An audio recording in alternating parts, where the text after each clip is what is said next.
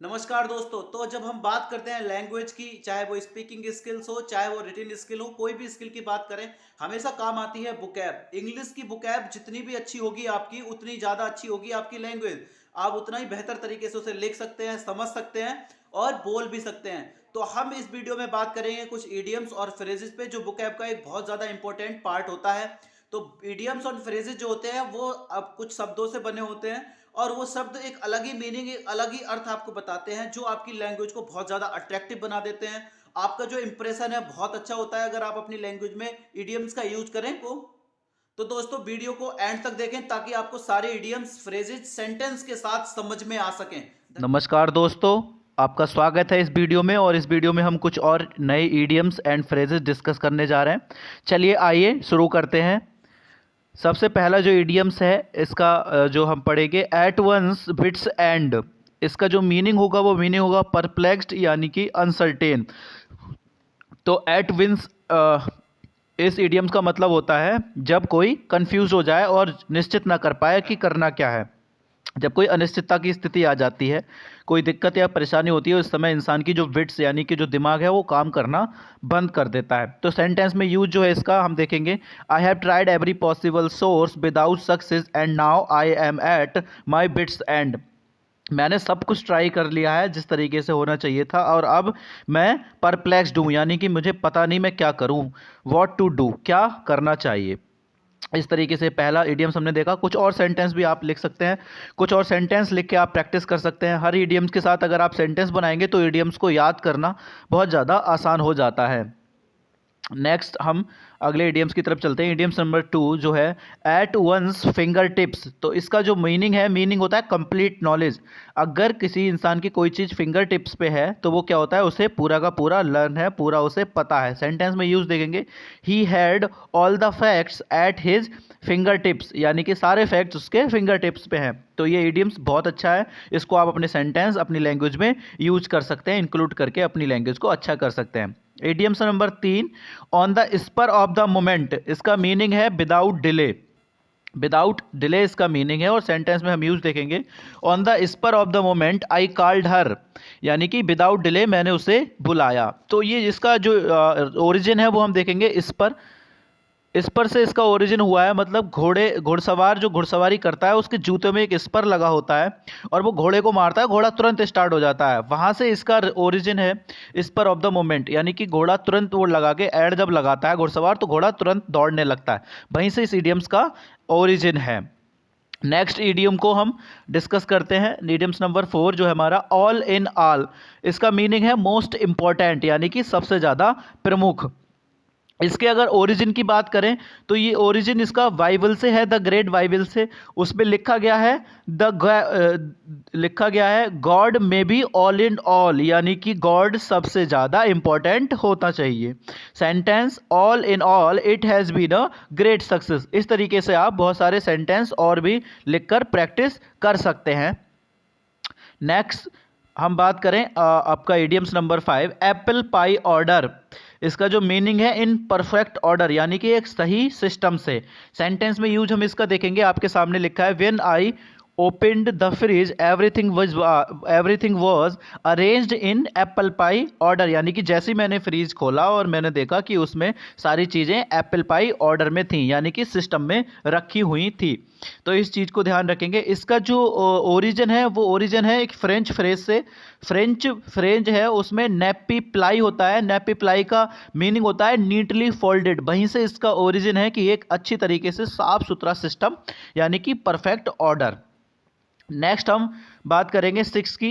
6 में है above all. Meaning इसका होता है बिफोर एवरीथिंग एल्स, यानी कि सबसे पहले, सबसे पहले। तो सेंटेंस में use, above all bring your medicine. सबसे पहले आप किस चीज़ का ध्यान रखेंगे, मेडिसिन का। यहाँ पे आप और भी बहुत सारे सेंटेंस लिख सकते हैं।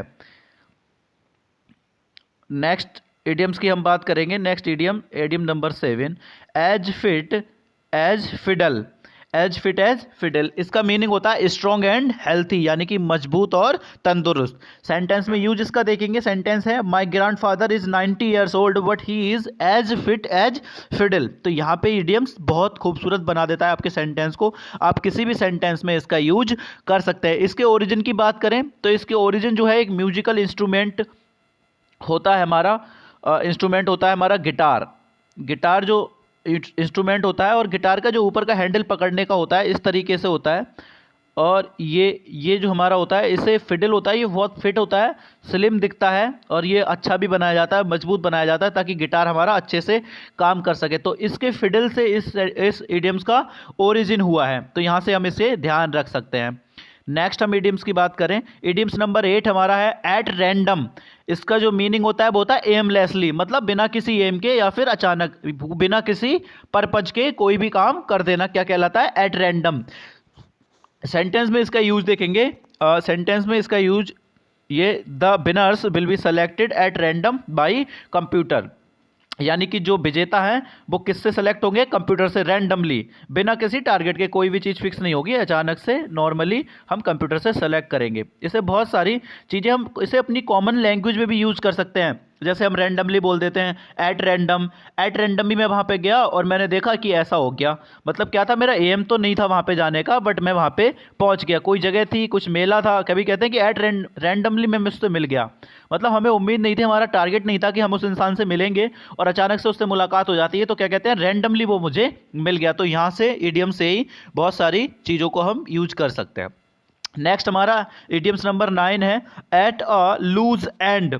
इसका जो मीनिंग है अनऑक्युपाइड या फिर इडल और not knowing what to do, यानी कि ऐसी कंडीशन जब हमें पता ना हो क्या करना हो। इसके ओरिजिन की हम बात करें तो इसकी ओरिजिन जो है वो आया है सेलिंग से, जो समुद्री यात्रा पे लोग निकलते थे और जब वहाँ पे जो नाविक होते थे, यानी जहाज पे जो लोग होते थे, जहाज का कैप्टन जब देखता था लोग यहाँ पे इडल पड़े हुए हैं, मतलब कुछ भी उनके पास करने को नहीं है, तो फिर उनसे क्या कहता था कि जहाज में जो रस्सियां बंधी हुई हैं उन रस्सियों को देखो कि कोई लूज तो नहीं है, कोई रस्सी लूज तो नहीं है, उस काम में लगा देता था। इसका मतलब क्या था कि जब कोई काम ना हो करने को, आप रस्सियों के लूज एंड चेक करो कि रस्सियां लूज एंड नहीं हुई। तो देखिए कितना अच्छा इसका ओरिजिन है, यहाँ से हम इसे याद कर सकते हैं। सेंटेंस में हम देखें, सेंटेंस आपके सामने है when I see other people is at a loose and I feel comfortless. जब मैं लोगों को देखता हूँ कि उन्हें पता नहीं है उन्हें करना क्या है, तो मुझे कैसा होता है, कंफर्टलेस, मैं कंफर्टलेस फील करता हूँ। तो इस तरीके से आप और भी सेंटेंस बना सकते हैं एट अ लूज एंड को यूज करके। नेक्स्ट और आखिरी हम इडियम्स पे बात करते हैं at loggerheads, meaning to be at strife, यानी कि ऐसी कंडीशन जो कैसी है, मतलब आपस में झगड़े की, आपस में झगड़े की कंडीशन को क्या कहते हैं, लॉगर। इसका ओरिजिन की बात करें तो हम क्या है, लॉगर मतलब लट्ठा। तो लट्ठे का जो हेड होता है वो कि हमेशा कैसी कंडीशन रखता है, मान लो किसी वाहन में लट्ठे लद के जा रहे हैं तो वो किसकी कंडीशन पैदा कर सकते हैं, झगड़े की, किसी को भी उससे दिक्कत हो सकती है। सेंटेंस में हम यूज देखेंगे he and his wife are always at loggerheads. इस तरीके से हम अपने सेंटेंस में यूज कर सकते हैं, बहुत सारी चीजें हम कर सकते हैं, जैसे the committee at loggerheads on an issue. इस तरीके से आप बहुत सारे सेंटेंस फ्रेम कर सकते हैं। तो दोस्तों सारे जो इडियम्स हैं इनको आप अलग अलग सेंटेंस लिख के सेंटेंस में फ्रेम कीजिए, यूज कीजिए और देखिए आपको कितना अच्छा लगता है, आपकी लैंग्वेज कितनी अच्छी होती है, आपकी कंप्लीट नॉलेज कितनी अच्छी तरीके से बढ़ती है। इंग्लिश की वोकैब के काम कीजिए और अपनी लैंग्वेज को अच्छा कीजिए। तो दोस्तों मेरी ये जानकारी आपको कैसी लगी मुझे कमेंट करके ज़रूर बताएं, और अगर आपको बहुत ज़्यादा अच्छी लगी तो आप लाइक करें, उसे शेयर भी कर सकते हैं और मेरे चैनल को सब्सक्राइब करें। धन्यवाद दोस्तों।